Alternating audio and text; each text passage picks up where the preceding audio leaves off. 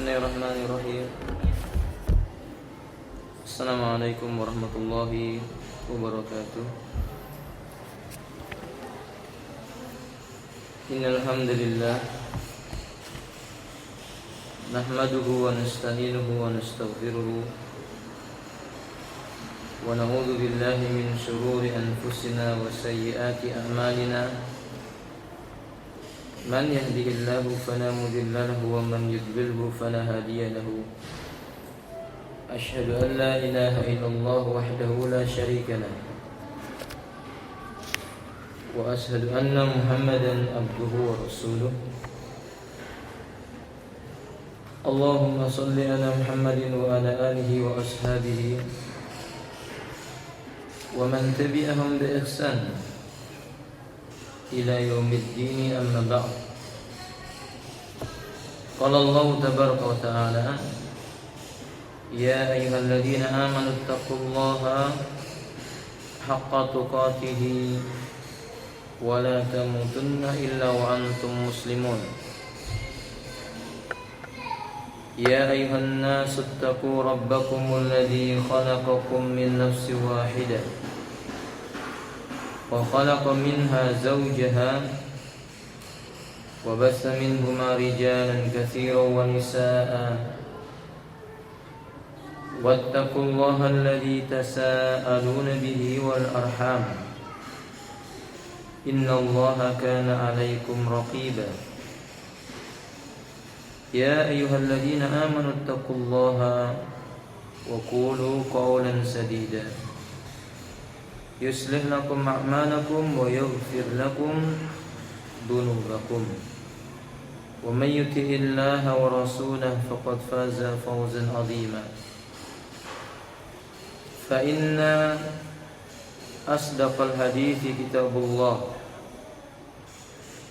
wa khairul hadi hadi Muhammadin sallallahu alaihi wa alihi wa sallam wa syarrul umuri muhdatsatuha. Inna kulla muhdatsatin bid'ah wa kulla bid'atin dhalalah wa kulla dhalalatin finnar. Ummahat sekalian yang dimuliakan oleh Allah tabaraka wa ta'ala, pada hari ini kita melanjutkan kajian kita dari kitab Salasuna Sababan litanali rahmatillahi ta'ala al-marhumuna fi daw'il Qur'anil Karim wa sunnatil mutahharah. Amal yang mendatangkan rahmatnya Allah Azza wa Jalla. Pada pertemuan yang lalu kita sampai kepada pembahasan poin yang kedua, yaitu menaati Allah dan Rasulnya. Kita lanjutkan pada pembahasan yang ketiga. Qala muallif hafidhahullah ta'ala,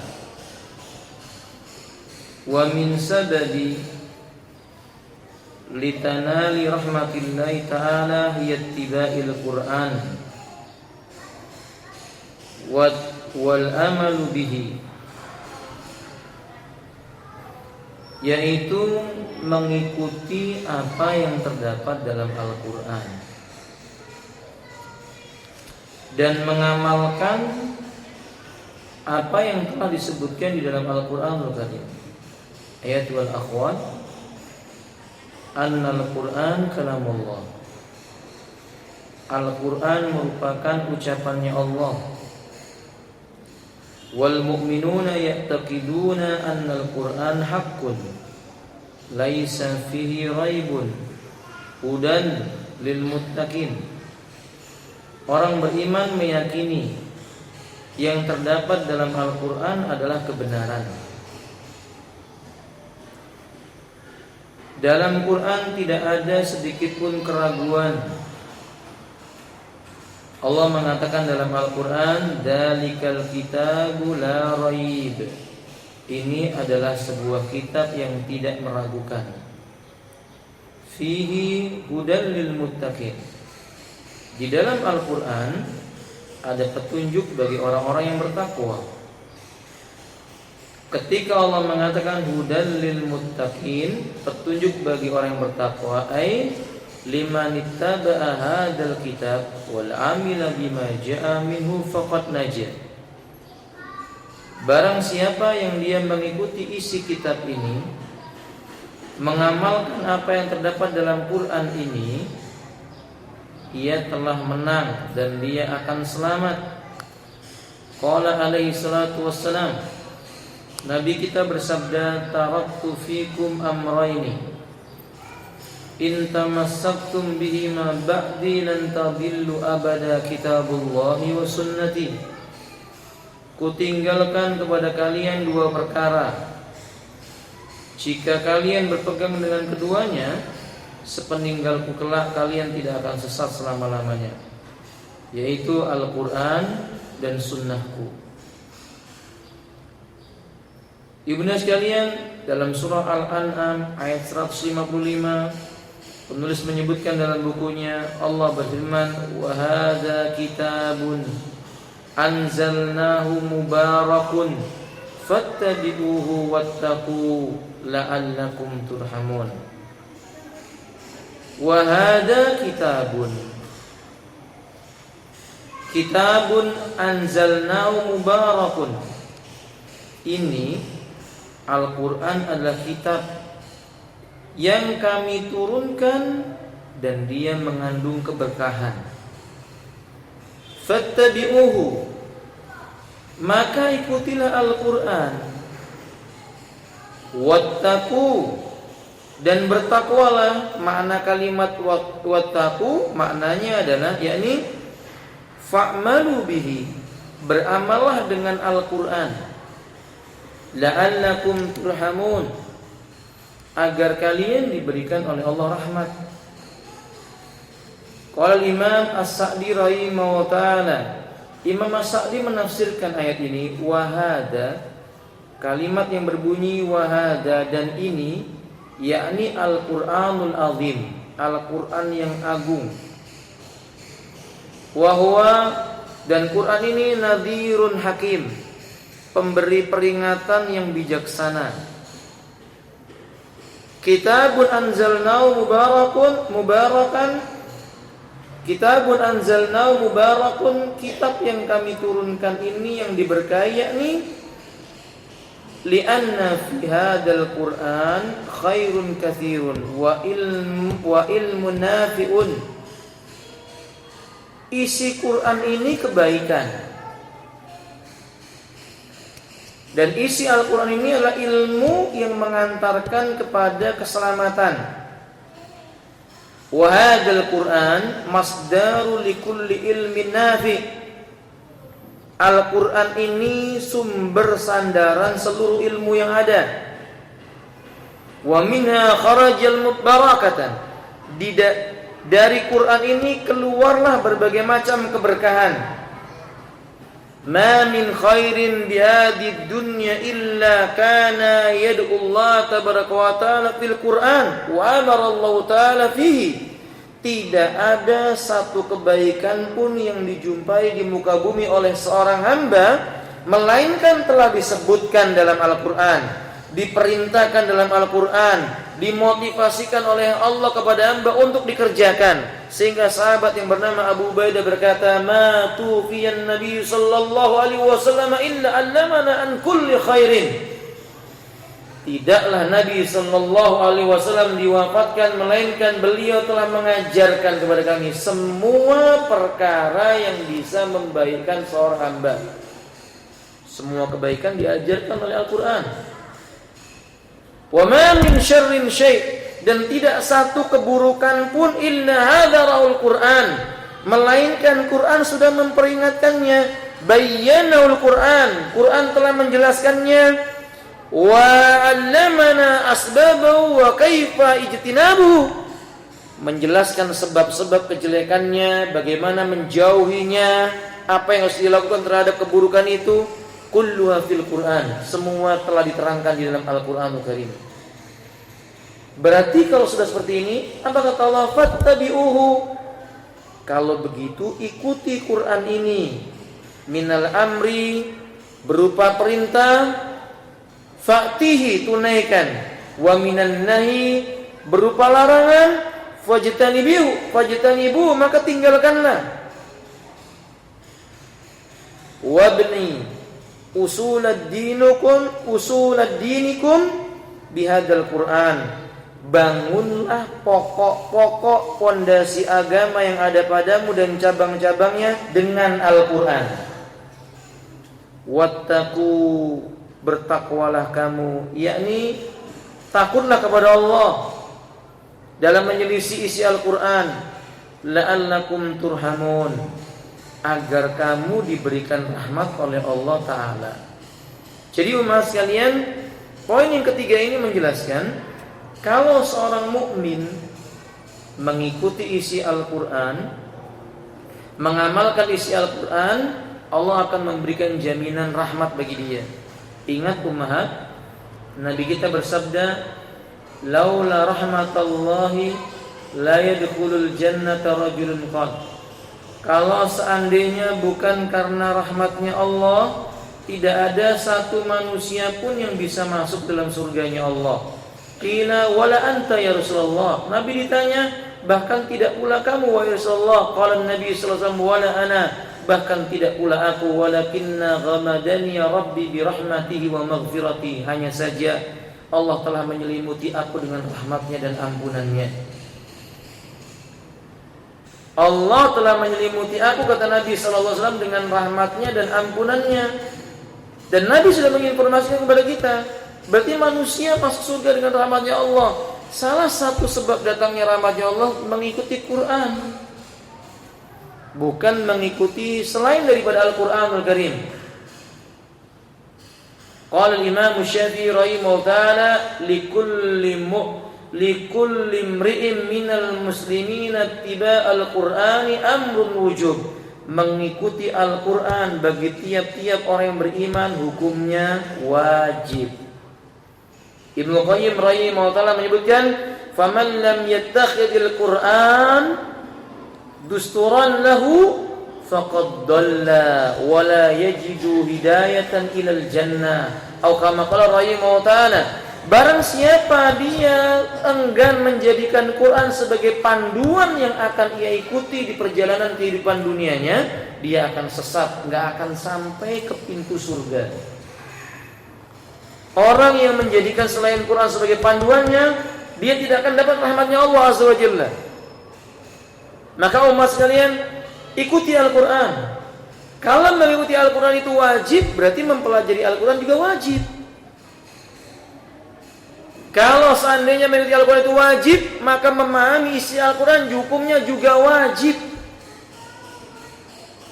Qala Nabi sallallahu alaihi wasallam, Nabi sallallahu alaihi wasallam berkata dengan kalimat perintah, Iqra'ul Qur'an. Bacalah Al-Quran. Maknanya baca, fahami, ikuti dan amalkan. Karena Quran ini akan memberikan syafaat bagi orang yang membacanya kelak di yaumil qiyamah. Memahaminya wajib, membaca Quran itu wajib. Qala Imam Hasan al-Basri, faman lam yaqra' al-Qur'ana yawman, satu hari saja seseorang tidak akan membaca Al-Qur'an, satu hari saja orang yang tidak membaca Al-Qur'an, fawajada qalbu ala dhulumat, dia akan menjumpai hatinya diselimuti dengan kegelapan. Seorang yang tidak membaca Quran dalam satu hari, hatinya akan diselimuti dengan kegelapan. Wa yattabi'u syahawat, dia akan mengikuti hawa nafsunya. Dan Allah berfirman, wa man adallu mimman ja'ala ilahu hawahu. Siapakah orang yang lebih sesat dibandingkan dengan orang yang menjadikan hawa nafsunya sebagai Tuhan yang ia ikuti, bukan Allah Subhanahu wa ta'ala, bukan Quran panduannya. Walhasil, maka ummahat, mengikuti Al-Quranul Karim wajib. Rabi'an, yang keempat, al-istima'u bil Quran bi jayyidin mujawwidin wal i'tibaru minhu. Poin yang keempat yang bisa mendatangkan rahmatnya Allah adalah khusyuk dalam mendengarkan Al-Quran. Diam, tidak bicara ketika Quran dibacakan, lalu mentadaburi apa yang ada di dalamnya. Umat, idza sami al-Quran rajulun, jika seseorang mendengar bacaan Quran, au idza quri al-Quran li rajulin fawajaba alaihi bisam'i wa nusti. Orang yang mendengarkan Quran dibacakan itu wajib. Orang yang mendengar ada Quran dibacakan, dia wajib diam, menyimak dengan baik. Quran tidak boleh dilalaikan. Dalam surah Al-A'raf ayat 204 Allah berfirman, wa idza quri'al Qur'an fastami'u lah wa ansitu la'allakum turhamun. Dan bila dibacakan Al-Quran, maka dengarkanlah. Wa ansitu, dan diamlah. La'allakum turhamun, agar kamu mendapatkan rahmatnya Allah Azza wa Jalla. Abu Hanifah mengatakan, man takallama hina quri'al Qur'an tubi'a qalbuh. Barang siapa yang ngobrol sendiri ketika Quran dibacakan, nanti hatinya dikunci mati oleh Allah. Ibnu Abbas mengatakan, ma wajadtu inasan, aku tidak menjumpai manusia-manusia yatakallamu inda qiraatil Quran, ketika Quran dibacakan dia ngobrol sendiri, illa rajulun fi qalbi marad, melainkan seorang lelaki atau manusia yang hatinya ada penyakit. Qala Allah Ta'ala, Allah mengatakan dalam Al-Quran, fi qulubihim marad fazadahumullahu marada. Di dalam hati mereka itu ada penyakit, lalu Allah menambahkan ke dalam hati mereka penyakit yang banyak. Min sifatin nifaq, yaitu orang yang ketika Quran dibacakan dia ngobrol, itu ada sifat kemunafikan. Bahkan berkata Al-Allamah Asy-Syaukani, fa idza quri'a al-Qur'an summa yatakallamu rajul anhu faja'ala qalbu mu'ridun anhu wa hadhi min alamatil kufri. Bila seseorang dibacakan Quran, ia bicara tidak mau mendengarkan, nanti Allah akan jadikan lambat laun hatinya berpaling dari Al-Quran, dan itu tanda-tanda kekufuran. Allah berfirman dalam Al-Quran, walladzina kafaru amma undiru mu'ridun. Dan orang kafir itu adalah orang-orang yang ketika disodorkan kepada mereka ayat-ayat Allah, Al-Quranul Karim, mereka berpaling darinya. Na'udzubillah min dzalik.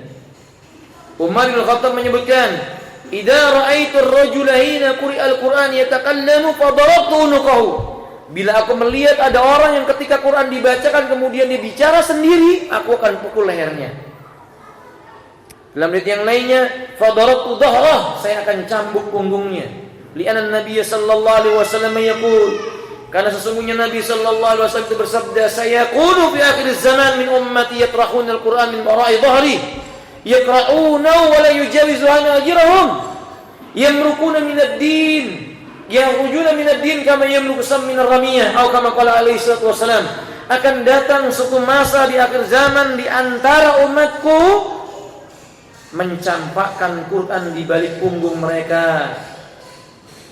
Mereka membaca tidak melewati kerongkongan mereka, terlepas dari agama seperti lepasnya anak panah dari busuk yang tidak mengenai sasarannya. Semua ini dari menunjukkan mendengarkan bacaan Quran wajib. Hukumnya wajib, umat. Qala al-Allama As-Sa'di rahimahullah, Al-Allama As-Sa'di mengatakan, hadzal amru amatun likulli man yastami'ul Qur'an aw kitaballah yuqra'u bihi. Perintah mendengarkan bacaan Quran yang dibaca itu berlaku umum, siapapun mereka, dalam kondisi suci maupun dalam kondisi haid, dalam kondisi tidak junub maupun dalam kondisi dia suci, dalam kondisi berhadas besar, berhadas kecil atau tidak berhadas, dia wajib mendengarkan Quran ketika dibacakan. Karena Allah mengatakan, "Idza quri'al Qur'anu fastami'u lah." Bila Quran dibacakan kepadanya, maka dengarkanlah dia Quran itu dengan baik.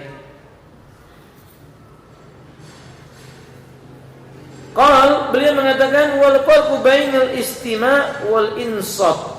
Dalam ayat ini Allah memerintahkan fastami'ula wa ansitu, dengarkan dan diam. Apa bedanya antara istima' dengan insat? Kata beliau, al-insat itu dohirnya dengan tidak berbicara, tidak menyibukkan diri dengan sesuatu yang melalaikan dari bacaan yang ia dengar. Itu namanya insat. Adapun istima', ia memasang pendengaran, menghadirkan hati, merenungkan apa yang didengarnya.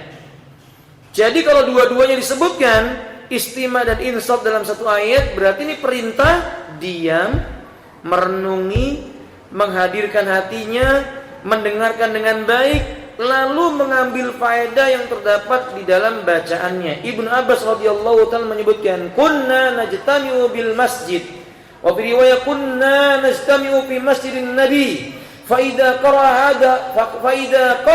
ahaduna al-Qur'an yastami'ul akhar yastafiduna min qira'atihi. Dulu kami kalau berkumpul di masjidnya Nabawi, di masjidnya Nabi, lalu salah satu di antara kami membaca Quran, yang lainnya diam dan mendengarkan dan mengambil faedah ilmu dari apa yang dibacakan. Hada ya ikhwati, hada ya ukhtil muslimah rahimani walillah.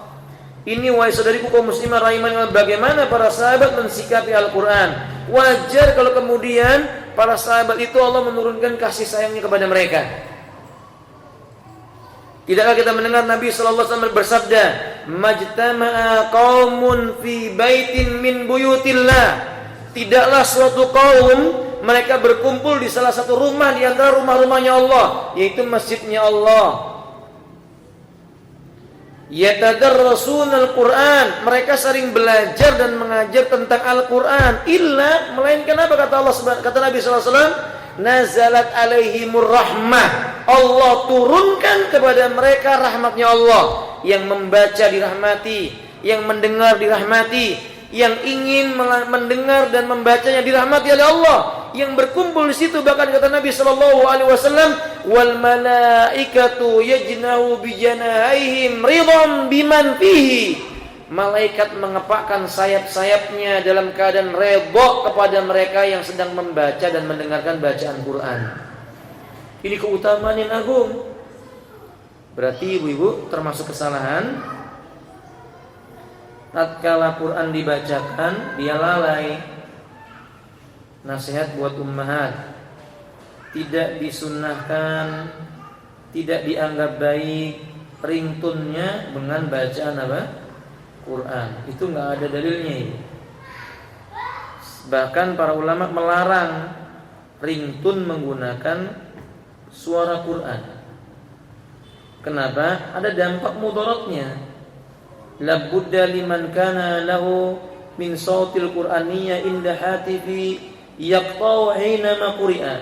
Kata Imam Al-Utsaimin, boleh jadi orang yang ringtone handphonenya itu suara Quran, tatkala dia mau menerima handphone, suara Qurannya diputus, ayatnya terputus. Allahu la ilaha illa huwal hayyul qayyum la ta'khudhu, diputus. Kalau dia menjawab halo, ini jelas hukumnya terlarang, itu nggak boleh. Belum lagi kalau suara ringtone-nya itu berbunyi di kamar mandi, mungkin ibu sedang BAK ke kamar mandi umum, di bawah handphonenya bunyi di kamar mandi, nggak boleh. Kan tidak boleh membawa Quran ke dalam hamam, termasuk tidak boleh membawa suara Quran ke dalam hamam. Ini nggak dibenarkan. Kesalahan yang lainnya ini biasanya dilakukan kebanyakan orang. Maksudnya biar islami, maksudnya ya Bu ya.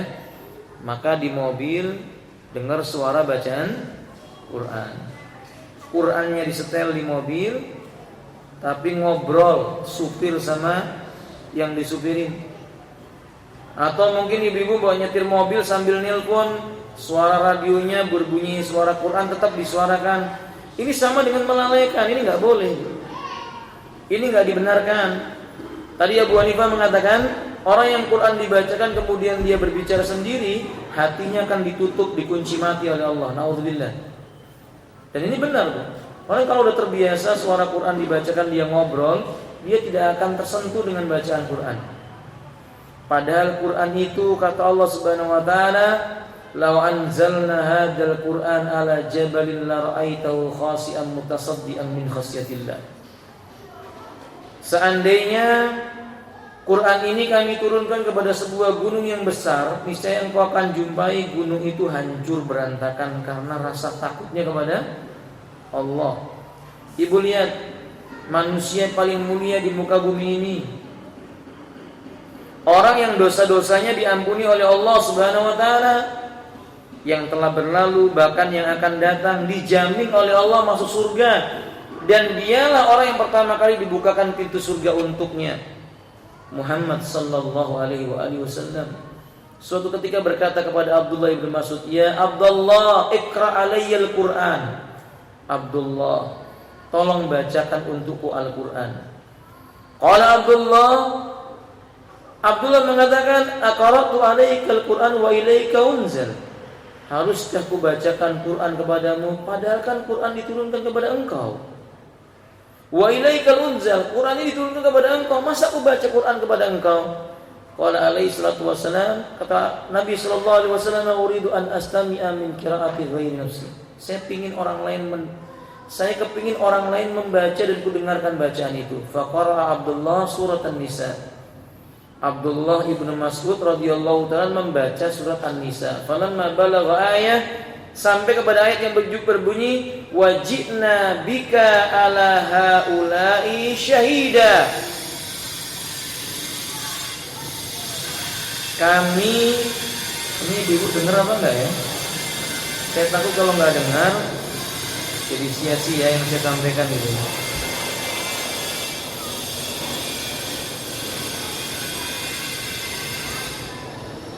Dengar nggak ya Bu ya? Dengar ya? Iya. Tapi saya yang hilang konsentrasinya ini. Saudara Allah. Nah, kata beliau, kan sampai di mana tadi Bu? Surat An-Nisa. Wajibna bika ala haula'i syahida, dan kami datangkan engkau nanti hai Muhammad terhadap semua umat menjadi saksi. Ketika sampai ayat itu, Nabi berkata kepada Abdullah, "Hasbuk ya Abdullah." Cukup sampai di situ wahai Abdullah. Faltafatu ilaihi fawajjatu, lalu kupalingkan wajahku, kata Abdullah. Aku memandang wajah Nabi sallallahu alaihi wasallam, kana ainau yadma'ani, dua mata beliau telah mengalir air matanya sampai membasahi jenggotnya Nabi. Ini buah dari mendengarkan bacaan Quran. Quran itu sesuatu yang baik, mendatangkan manfaat yang besar. Orang yang mau mendengarkan bacaan Quran dapat hidayah. Allah yang berjanji, yang mengatakan fihi hudal lil muttaqin, pada Quran itu ada petunjuk bagi orang-orang yang bertakwa. Maka ummahat sekalian rahimani wa rahimakumullah, barang siapa menetapi dua perkara ini ketika kitabullah dibaca, ia dengarkan, ia tadabburi isinya, pasti dia akan memperoleh banyak ilmu. Pasti dia akan mendapatkan rahmat yang berlimpah. Pasti dia akan mendapatkan hidayah yang bertambah. Jadi perintah agar diam dan mendengarkan Quran, yang paling ditegaskan kepada orang yang mendengarnya ialah diam dan mendengarkan dalam sholat, terutama dalam sholat. Maka sebab itu sebagian para ulama mengatakan suqutu rajulin fi salati afdalu min qiraatil Fatihati wa ghairihi. Diamnya seseorang dari mendengar bacaan Al-Fatihah dalam sholat itu lebih afdal dibandingkan yang membacanya itu sendiri. Wallahu a'lam bishawab. Karena yang mendengar itu sama dengan membaca. Selain itu dia lebih tafakkur, lebih pandai memikirkan dan mentadabburnya. Wallahu a'lam bishawab. Khamisan, kita lihat poin yang kelima. Yang kelima yang mendatangkan rahmatnya Allah Azza wa Jalla adalah yastaghfirullah ta'ala, memohon ampunan kepada Allah, beristighfar. Allah mengatakan dalam Al-Quran, qala ya qaumi lima tasta'jiluna bis-sayyi'ati qabla al-hasanah. Allah menceritakan Nabi Saleh yang berkata, qala, berkata Saleh, ya qaumi, wahai kaumku, lima tasta'jiluna bis-sayyi'ah, mengapa kalian minta disegerakan keburukan? Qabla al-hasanah, sebelum kamu minta kebaikan. Laula tastaghfirunallah, jikalau kalian senantiasa memohon ampunan kepada Allah, la'allakum turhamun, niscaya Allah akan memberikan rahmat kepada kalian. Hendaklah kalian meminta ampunan kepada Allah agar Allah memberikan rahmatnya kepada kalian. Ayatul Ummat, qala al-Allama Asy-Syaukani, Imam Asy-Syaukani mengatakan tentang firman qala ya qaumi lima tastajiruna bisayyiati qabla hasanah, wahai kaumku, mengapa kamu minta disegerakan keburukan sebelum kamu minta kebaikan? Yakni Nabi Saleh alaihissalam mengatakan likullil kafirina min qaumihim yunkiruna bima ja'anillah, ia mengatakan kepada segolongan orang kafir dari mereka untuk mengingkari mereka. 5, mengapa kalian minta disegerakan keburukan sebelum kalian minta kebaikan? Kata Mujahid, yakni minta disegerakan adab sebelum kalian minta rahmat. Kenapa kalian malah minta binasa? Kok nggak minta kasih sayang? Kenapa kalian minta adab? Kok nggak minta rahmat? Harusnya minta rahmat. Bagaimana caranya? Laulastaghfirunallah. Jadi kalau ada seseorang diuji oleh Allah dengan ujian yang berat, jangan cepat minta dibinasakan, tapi istighfar, minta ampun kepada Allah tabaraka wa taala. Sebab dengan meminta ampun kepada Allah, Allah akan merahmati orang tersebut. Umat sekalian rahimani wa rahimakumullah, ada faedah banyak istighfar itu. Istighfar memiliki faedah yang banyak. Hasan al-Basri rahimahullah taala didatangi oleh seorang lelaki dan dia berkata, ya Imam, nakahtu imra'atan 10 sinin, saya telah menikah dengan istri saya selama 10 tahun. Wala wajadtu indi dzurriyatan, sampai hari ini aku belum punya keturunan. Bima sana'tu ya Imam, apa yang harus kulakukan wahai Imam? Qal, beliau mengatakan aksirut taubah wal istighfar. Perbanyaklah bertobat kepada Allah dari dosa-dosamu dan banyak-banyaklah beristighfar. Minta ampun kepada Allah. Dilakukan oleh orang ini. 6 bulan kemudian dia datang kepada imam. Ya Imam, alhamdulillahilladzi bi ni'mati tatimmus shalihah, segala puji bagi Allah yang dengan nikmatnya sempurna segala macam kebaikan. Fa insyaallah wajadtu imra'ati hiya hubla, aku jumpai istriku sekarang sedang dalam kondisi hamil. Dalam waktu 6 bulan itu ia beristighfar, bertobat kepada Allah Ta'ala, Allah ganti dengan kebaikan. Istrinya diberi oleh Allah kehamilan, biiznillah. Datang lagi lelaki yang lain berkata kepada Hasan al-Basri, ya Imam, wajadtu nafsi alal fakiri, saya ini kok susah terus hidupnya, miskin saja, fakir, tidak tenang, begitu maksudnya. Fawajadtu kan Allah Ta'ala yumsiku alayya rizqahu, saya lihat sepertinya Allah menahan rezekinya buat aku. Qal Hasan al-Basri, kata Imam Hasan al-Basri, alaika bitobah wa kasratil istighfar, engkau harus bertobat, banyak-banyak beristighfar. Lihat, seluruh para ulama ibunda sekalian menganjurkan kaum muslimin untuk memperbanyak kalimat istighfar. Tidakkah kita tahu ibunda Anas bin Malik dalam Imam Bukhari mengatakan, fawajadtu wa araftu an-nabiy sallallahu alaihi wasallam idza jalasa fi majlisin, aku mendapati Nabi sallallahu alaihi wasallam bila beliau duduk dalam sebuah majlis, wa uhsi yaqulu Aku menghitung Nabi mengucapkan Rabbighfirli wa tub alayya innaka antat tawwabul ghafur. Rabbighfirli wa tub alayya innaka antat tawwabul ghafur mi'ata marrah. Kata Anas bin Malik, tidak kurang dari 100 kali. Sekali duduk Nabi mengucapkan Rabbighfirli wa tub alayya innaka antat tawwabul ghafur. Rabbighfirli wa tub alayya innaka antat tawwabul ghafur. Nabi sallallahu alaihi wasallam dalam riwayat Muslim menyebutkan Istaghfirullah ayyuhal mu'min li'anni la astaghfiruhu kulla yawmin 70 marrah wa fi riwayat 100 marrah. Wahai orang yang beriman, minta ampunlah kalian kepada Allah tiap hari. Sungguh aku meminta ampun di tiap hari tidak kurang dari 70 kali. Dalam riwayat yang lainnya 100 kali. Berarti umat mestinya kita lebih pantas mengucapkan lafaz Rabbighfirli wa tub alayya innaka antat tawwabul ghafur. Dari Anas bin Malik radhiyallahu taala Nabi mengatakan la tad'a kulla yaumin min kalimatin.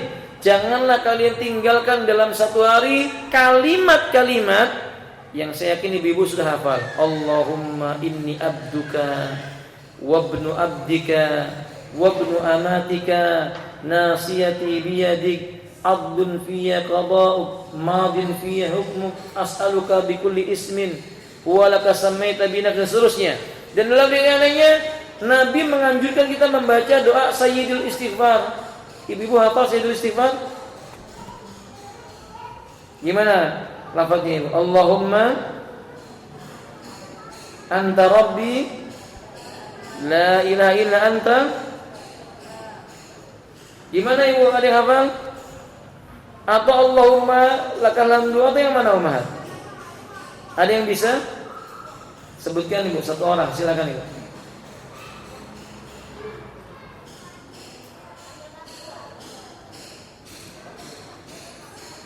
Ada yang hafal ibu? Insyaallah sudah hafal ya bu ya. Allahumma anta rabbi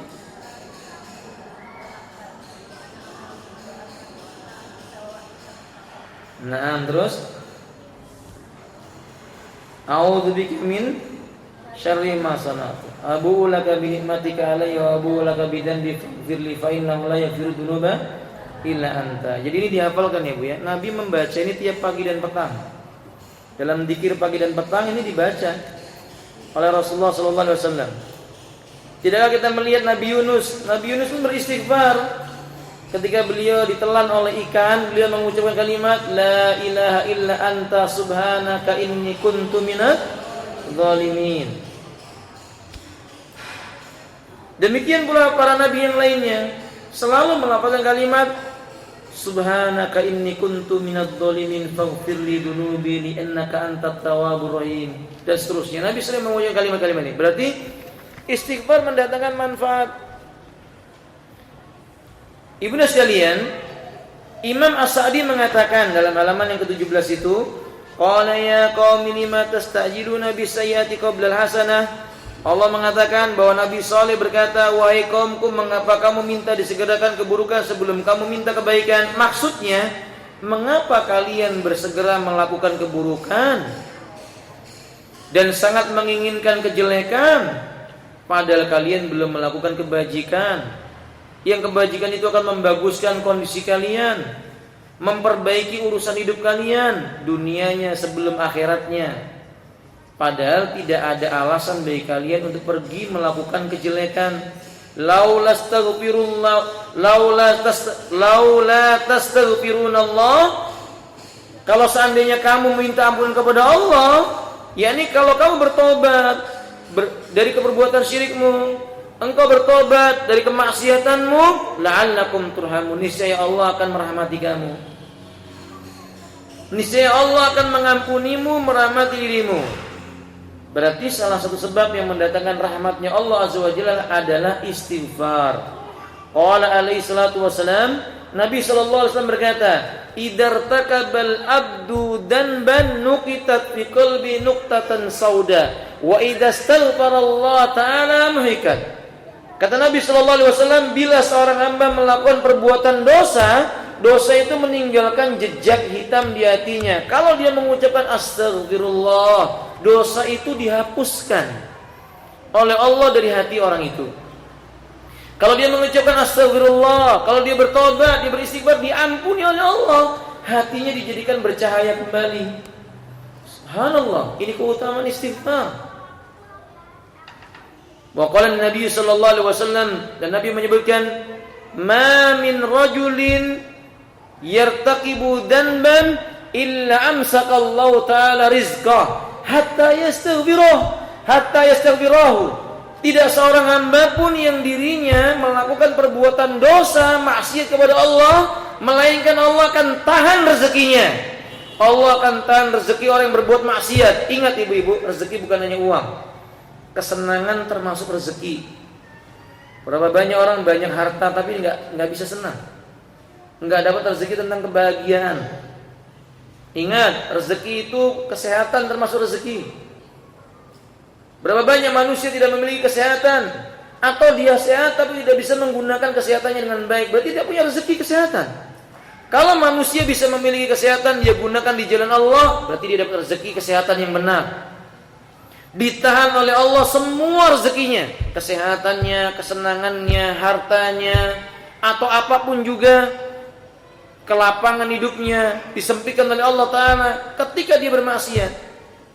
Sampai kata Nabi, dia memohon ampun kepada Allah Azza wa Jalla, sampai dia beristighfar kepada Allah. Maka kalau umat ditanya oleh temannya, apa caranya supaya saya bisa bahagia? Jawabannya, banyak istighfar.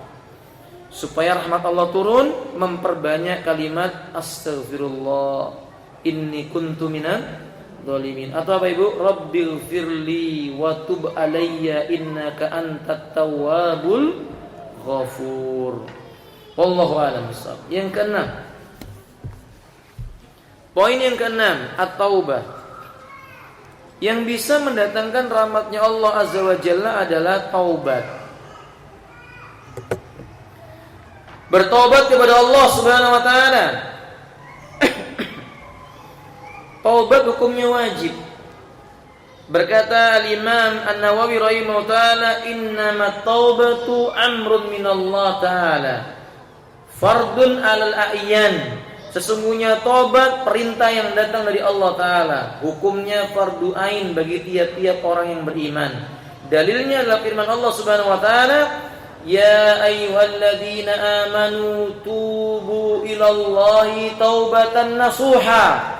Dalam surah At-Tahrim, Allah mengatakan, "Hai orang-orang yang beriman, bertobatlah kalian kepada Allah dengan taubat nasuha." Sebelum kita lanjutkan buku ini, saya ingin sebutkan ibu dan sekalian, taubat ada syaratnya. Taubat diterima oleh Allah jika memenuhi syarat.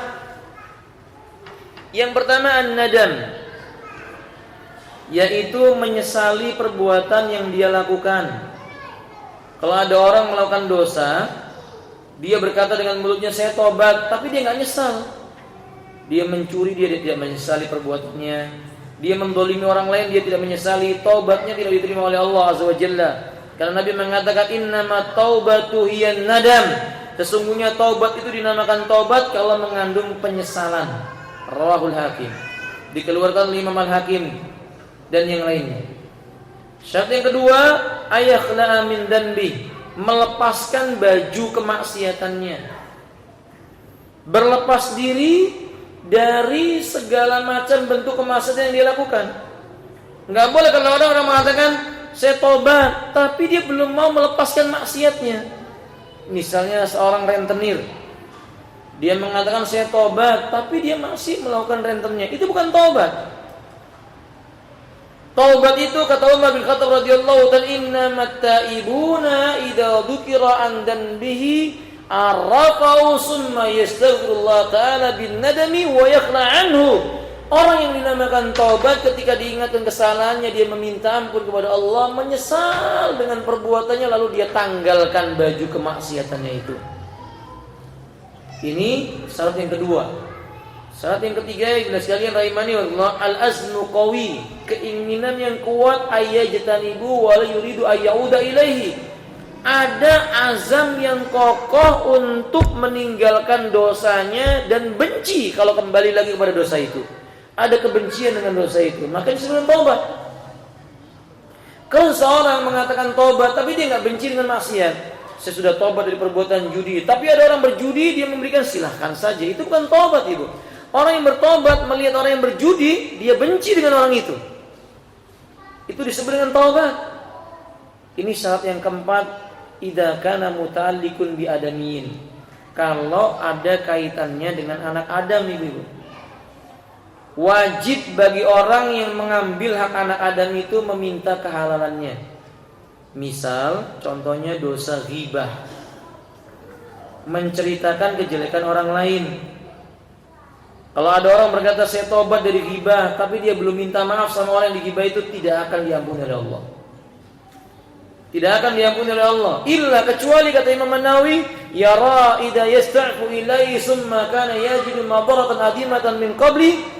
Kalau dia minta maaf sama yang digibahi nanti malah timbul mudarat yang lebih besar, berantem, berkelahi dan sebagainya, fayajibu alaihi biddu'a, maka kewajiban baginya memperbanyak doa. Tiap hari, tiap saat berdoa untuk dia dan untuk orang yang digibahinya sepanjang hidupnya. Itu sebagai balasan atas apa yang dia lakukan di masa lalunya. Makanya Ibnu sekalian rahimani Allah, hati-hati, jangan sampai mendolimi manusia. Demi Allah, orang yang dolim kepada orang lain, lalu dia belum meminta maaf atau kehalalan kepadanya, di hari kiamat nanti dia bangkrut. Atadruna manil muflis?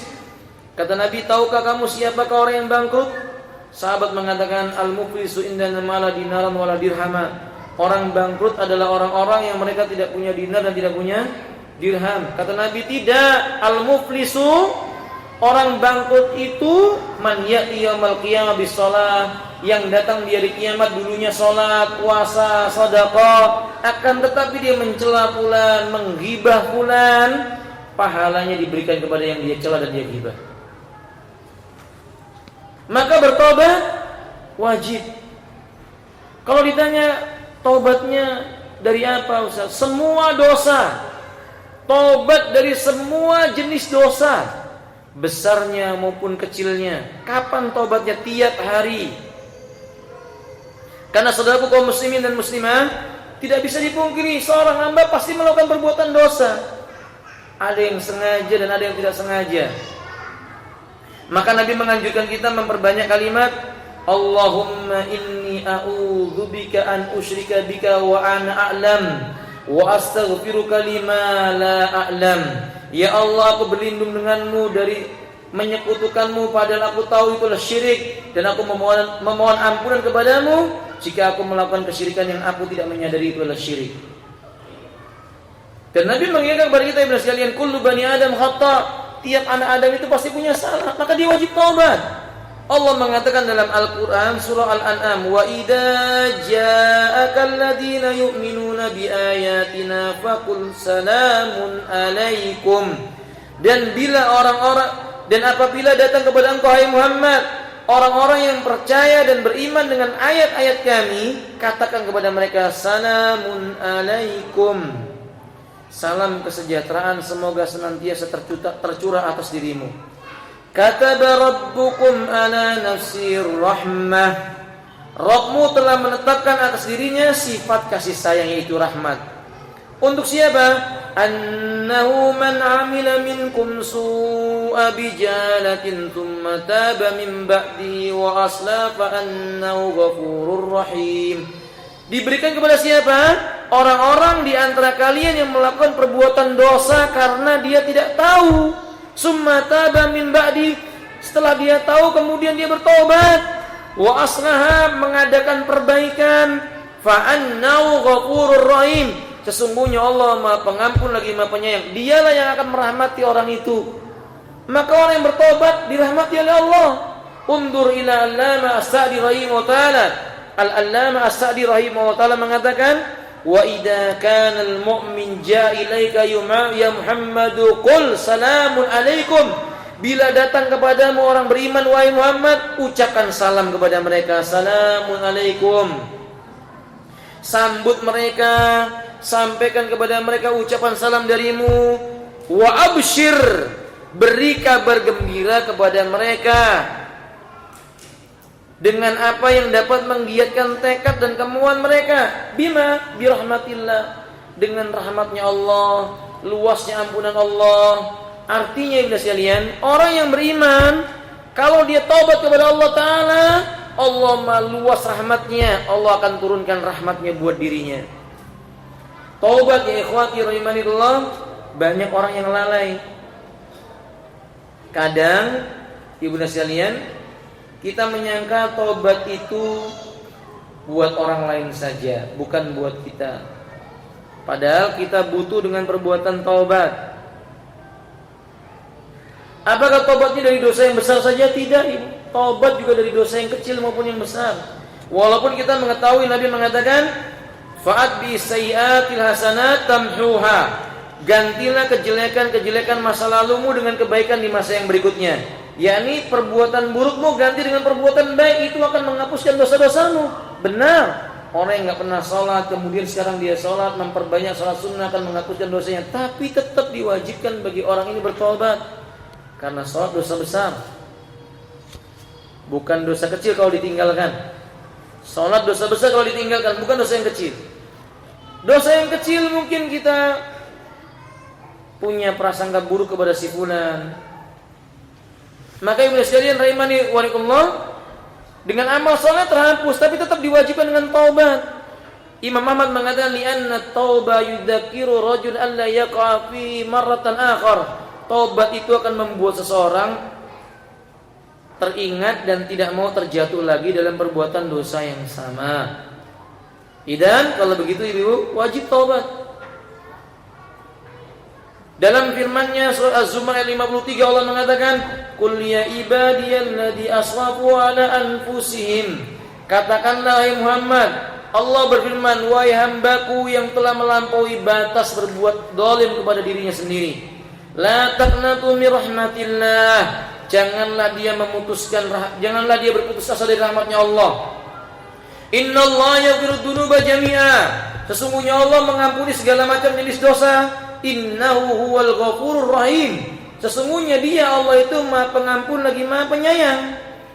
Maksudnya manusia tidak boleh merasa selesai urusannya kalau dia telah berbuat maksiat bahwa Allah tidak akan mengampuninya. Tidak, demi Allah. Ada lelaki yang datang kepada pendeta, dia berkata, inni qataltu tis'an wa tis'ina unasin hal alayya taubah. Saya telah membunuh 99 nyawa manusia, apa saya mungkin diterima taubatnya oleh Allah? Qala hada rahib jahilun. Seorang pendeta yang bodoh ini dia berkata, ma wajadtu alaika taubah. Saya lihat kamu enggak mungkin diterima taubat kepada Allah. Faqatalahu, maka Allah bunuh pendeta itu. Maka orang itu bunuh pendeta itu. Maka Allah jadikan orang ini membunuh pendeta itu. 100 lengkap ibu sekalian. Kemudian ibu sekalian rahimahullah, orang ini datang lagi kepada orang alim dan dia berkata, hal alayya taubah faqad qataltu mi'ata unasin. 10 nyawa telah aku bunuh, apakah aku mungkin diterima taubatnya? Qal, ia mengatakan, inna rabbakum rahimun tawwabun ghafurun. Sungguh Rabbmu itu rahim, penerima taubat, mendatangkan rahmat, dan Dia Maha mengampuni. Fatub ilaihi, bertobatlah kamu kepada Allah, tapi dengan syarat. Ternyata syaratnya dipenuhi oleh orang ini, lalu orang ini meninggal dunia, diampuni oleh Allah. Berarti ibu sekalian, sebesar apapun dosa, Allah akan mengampuni dosa seorang hamba. Tidak mungkin tidak. Dan Nabi SAW menyebutkan, lau kana inda rajulin mali as-samawati wal ardi minad dunubi ya'ti ila Allah tabaraka wa ta'ala bi taubatin. Kalau ada seorang hamba datang kepada Allah sepenuh langit dan sepenuh bumi dengan dosa-dosa, lalu dia datang kepada Allah dalam keadaan bertaubat, fatub alaihi, maka Allah akan terima taubatnya orang itu. Tambahan umat, orang yang bertobat itu tidak boleh menceritakan dosa masa lalunya. Saya ulangi, taubat yang benar itu enggak boleh menceritakan dosa-dosa di masa yang lalunya. Nabi kita berkata, Kullu ummati mu'affa. Tiap-tiap umatku akan dimaafkan kesalahannya oleh Allah. Illal mujahirina. Kecuali orang yang terang-terangan. Qila wa mal mujahiruna ya Rasulullah? Siapa yang dinamakan orang yang terang-terangan ya Rasulullah? Qal, kata Nabi, man ya'ti fahisatan minal laili. Orang yang melakukan perbuatan maksiat di malam hari, ditutup oleh Allah Ta'ala maksiatnya, wa yusbihu wa yantasiru min maksiati. Bangun di pagi hari dia ceritakan maksiatnya kepada orang lain. Ini enggak boleh. Jadi ibu penting, tidak boleh menceritakan maksiatnya kepada orang lain. Misal, mungkin saja umat, mohon maaf, mungkin di masa lalu seseorang punya masa lalu yang jelek, pacaran misalnya, pacarnya banyak, sudah nikah, marah dengan istrinya atau marah dengan suaminya, lalu dia berkata, saya dulu punya pacar lebih baik daripada kamu. Ini maksiat. Pacaran itu maksiat. Enggak boleh mengucapkan kalimat ini. Kalimat ini hukumnya haram. Allah enggak akan ampuni dosa orang ini sampai dia tobat kepada Allah Subhanahu wa taala. Karena dia menceritakan maksiatnya dengan bangga. Makanya Imam Umar bin Khattab menyebutkan, "Ma mimri'in yatakabbaruna an ma'siyati illa yantadiruna iqaballah ta'ala alaihi baghtah." Tidak seorang pun yang berbangga dengan perbuatan maksiatnya, melainkan orang ini sejatinya sedang menunggu datangnya iqabah, bencana yang tiba-tiba menimpa dirinya. Tunggu bencana menimpa seseorang jika dia bangga dengan perbuatan maksiatnya, enggak boleh. Atau misalnya ibu, misalnya dia dulunya preman, ya mungkin pemabuk, pencuri segala macam. Kemudian dia sudah itu taubat, lalu dia berkata, saya ini dulunya preman. Itu nggak boleh. Mengatakan saya dulu preman nggak boleh. Saya dulu mantan ini nggak boleh. Hukumnya haram. Saya Utsaimin ditanya, bagaimana hukumnya seorang wanita dahulunya jatuh dalam perbuatan nista, kemudian dia taubat, membaguskan agamanya, tiba-tiba ada seorang pemuda yang melamarnya. Apakah dia menceritakan, saya bukan gadis lagi, saya pernah jatuh dalam perbuatan nista? Beliau mengatakan haram hukumnya menceritakannya. Tidak boleh menceritakannya, karena Allah sudah menutupi aibnya. Apa yang terjadi di masa lalunya, Allah sudah mengampuninya insyaallah. Kalau dia ceritakan, dia buka tabirnya sendiri, Allah berlepas diri darinya. Nauzubillah min dzalik. Itu bentuk kasih sayangnya Allah Azza wa Jalla. Maka Allah mengatakan, la taqnatu mir rahmatillah. Jangan engkau berputus asa dari rahmatnya Allah. Innallaha yaghfiru dzunuba jami'a. Allah itu mengampuni segala macam jenis dosa. Innahu huwal ghafurur rahim. Dan sesungguhnya Allah itu Maha Pengampun dan Allah itu Maha Penyayang. Demikian umat yang mampu saya sampaikan di kesempatan kali ini. Mudah-mudahan yang sedikit ini bermanfaat. Poin-poin yang lainnya nanti dilanjutkan di pertemuan berikutnya insyaallah. Demikian kurang lebihnya mohon maaf. Akhiru da'wana alhamdulillahirabbil alamin. Subhanakallahumma bihamdika asyhadu an la ilaha illa anta astaghfiruka wa atubu ilaik. Assalamualaikum warahmatullahi wabarakatuh.